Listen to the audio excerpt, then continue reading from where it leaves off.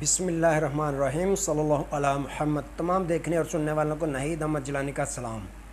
ناظرین، آپ کو جیلانی جی یوٹیوب چینل پر خوش آمدید۔ اللہ عز و جل سے دعا ہے اللہ عز و جل آپ کو جہاں بھی رکھے، اپنے اہل خانہ سمیت باخیریت رکھے، خوش بھی رکھے اور محفوظ بھی۔ ناظرین اکرام، اپنی گفتگو کا آغاز کرنے سے پہلے تمام خواتین و حضرات سے یہ گزارش ہے جو ہمارے چینل پہ ابھی نئے ہیں وہ ہمارا چینل سبسکرائب فرما لیں تاکہ روزانہ آپ تک ہماری نئی ویڈیوز آسانی کے ساتھ پہنچ سکیں۔ بلا تاخیر اپنی گفتگو کا آغاز کرتا ہوں۔ عدم اعتماد کی رات عدالت کیوں کھولی؟ جسٹس عطر من اللہ بول پڑے اور پیپلز پارٹی تحریک انصاف کے خلاف عدالت پہنچ گئی۔ پاکستان تحریک انصاف کا بھوک ہڑتالی کیمپ یا مذاق، ان تمام ایشوز پہ میں نے بات کرنی ہے۔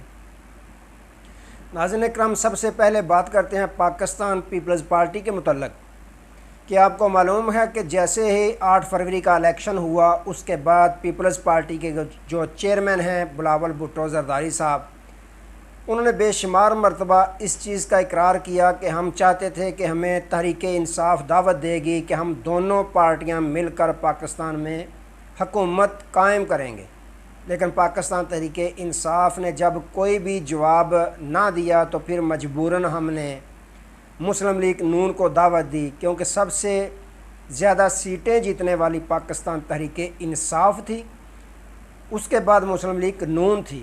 لہٰذا پیپلز پارٹی نے یہ فیصلہ کیا کہ پاکستان تحریک انصاف اگر ہم سے مل کر حکومت نہیں بنانا چاہتی تو پھر ہم مسلم لیگ نون کے ساتھ مل کر حکومت بنا لیتے ہیں۔ پھر حکومت بنائی بھی گئی۔ اس کے بعد چند روز پہلے آپ کو معلوم ہے کہ خبریں چلتی رہیں کہ پاکستان تحریک انصاف پیپلز پارٹی کے ساتھ مل کر میاں محمد شہباز شریف صاحب کے خلاف عدم اعتماد کی تحریک پیش کرے گی، لیکن جیسے ہی خان صاحب سے صحافیوں نے یہ سوال کیا، خان صاحب نے دیا چٹا جواب کہ میں نہ پہلے دن پیپلز پارٹی سے ہاتھ ملانا چاہتا تھا اور نہ ہی اب ملانا چاہتا ہوں، نہ ہی مستقبل میں ملاؤں گا، یہ دونوں ایک سکے کی دو روح ہیں۔ تو اس کے بعد آپ کو یہ بتاتا چلوں کہ اب پاکستان پیپلز پارٹی بھی اپیل میں چلی گئی ہے، جو مخصوص نشستوں کا کوٹا تھا جس کا فیصلہ فل کورٹ نے دیا کہ تحریک انصاف کو مخصوص نشستوں کا کوٹا دیا جائے۔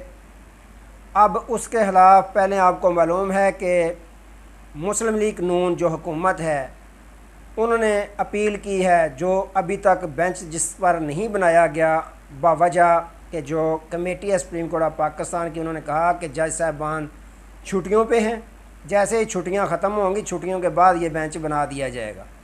چیف جسٹس صاحب کو کافی جو ہے اس پر پریشانی بھی بنی، جنہوں نے جو منٹس تھے وہ بھی شیئر کیے سوشل میڈیا پہ کہ دیکھیں جی میں نے کیا کہا تھا کہ آئینی حق کسی سے نہیں چھیننا چاہیے، یہ کسی سیاسی پارٹی کا آئینی حق ہے، اس سے ہم کیسے کسی کا حق چھین سکتے ہیں۔ یہ علیحدہ ایشو ہے کہ بلے کا نشان چھیننا، 25 کروڑ عوام کا حق انہوں نے چھین لیا، لیکن سیاسی پارٹی صرف اور صرف مسلم لیگ نون ہے چیف جسٹس قاضی فائز عیسیٰ صاحب کے سامنے۔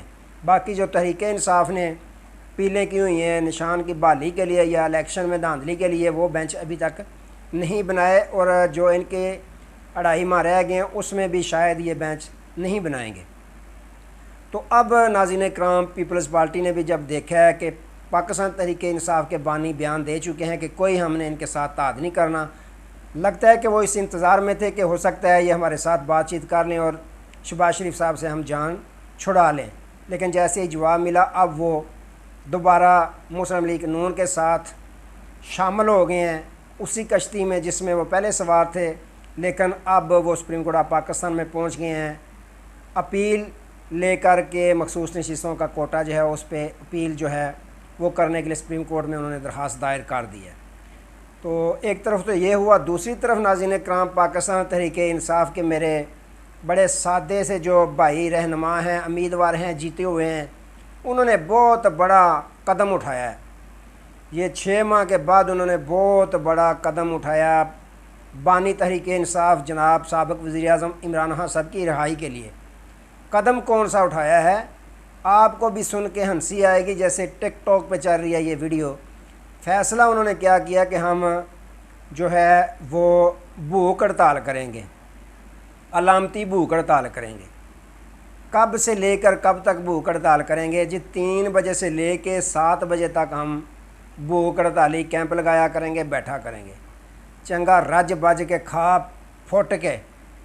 کوئی یہ کہڑا ٹائم ہے بھوک ہڑتالی کیمپ لان دا جڑا کھان دا ٹائم ہی کوئی نہیں۔ 3 بجے تو بعد دوپہری، ناظرین کرام، دوپہری کھانا کھاتے ہیں عموماً پاکستان میں لوگ، صبح کھاتے ہیں، صبح ناشتہ کرتے ہیں، دوپہر کا کھانا کھاتے ہیں 12-1 بجے، اس کے بعد رات کو کھانا کھاتے ہیں۔ یہ کون سا بھوک ہڑتالی کیمپ لگانے جا رہے ہیں؟ یہ بھوک ہڑتالی کیمپ نہیں ہے، یہ خان صاحب کی رہائی کے لیے مذاق ہے ان کی طرف سے کہ 3 بجے سے 7 بجے تک، اس کے بعد پھر جائیں گے ہم اچھے ریسٹورنٹ میں بیٹھ کر بکرے کھائیں گے، جو ہمارا دل چاہے گا وہ کھائیں گے۔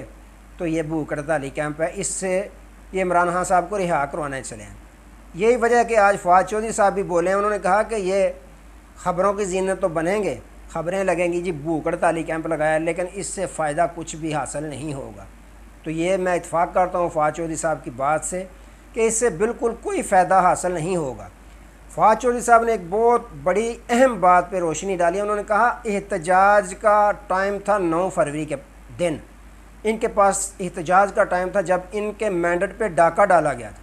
اس وقت یہ خود نکلتے، ووٹر سپورٹرز جن کے ووٹ چوری ہوئے انہوں نے سڑکوں پہ ہونا تھا۔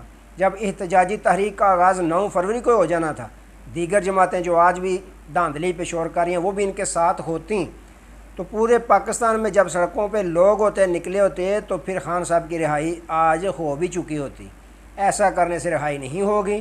انہوں نے اگلا بھی بات بتا دیا ہے کہ خان صاحب کی رہائی کے لیے ضروری ہے JUI کے ساتھ مضبوط اتحاد کریں، GDA کے ساتھ مضبوط اتحاد کریں، جماعت اسلامی کے ساتھ مضبوط اتحاد قائم کریں۔ جب تک اتحاد نہیں کرتے تب تک خان صاحب کی رہائی ممکن نظر نہیں آ رہی۔ تو ناظرین کرام، اس بات سے میں بھی اتفاق کرتا ہوں، خان صاحب کی رہائی اس وقت تک نہیں ہوگی جب تک عوام احتجاج نہیں کرے گی، پرامن احتجاج کے لیے عوام نکلے گی۔ تو ساتھ انہوں نے یہ بھی کہا ہے کہ یہ جو مخصوص نشستوں کا کوٹا ہے وہ فیصلہ وہیں کا وہیں ہے، اس پہ پریشر ڈالیں، الیکشن کمیشن آف پاکستان پہ پریشر ڈالیں کہ مخصوص نشستوں کا کوٹا حاصل کیا جائے۔ باقی ساری اگر JUI ان سب کو ملا لیں تو 40 سیٹوں کا فرق رہ جاتا ہے۔